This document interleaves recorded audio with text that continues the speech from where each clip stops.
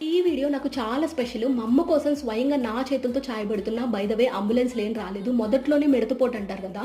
పొయ్యి ఎలిగిచ్చి గిన్నె పెట్టాను. అది బాగా కాలింది. ఒక్కసారిగా పాలు పోయగానే బుస్సని పొంగింది. ఇదంతా రాకెట్ సైన్స్, మీకు అర్థం కాదు. ఇక 2 స్పూన్లు టీ పొడి అయితే వేసి ఉడికిస్తున్నాను. నేను అక్కడ ఉన్నంత సేపు పొంగదు. నేను అలా ఎళ్లి ఇలా వచ్చేపాటికి గిన్నెలో తక్కువ పాలు, నేల మీద ఎక్కువ పాలుంటది. అదే మ్యాజిక్. ఇక రోట్లో అల్లం, యాలుక్కాయలు, మిరియాలు 3 దంచుకొని వేసేసాను. ఇక్కడ ఒక ఆర్ట్ ఉంటది. అది ఒక వర్గానికి మాత్రమే తెలుస్తది.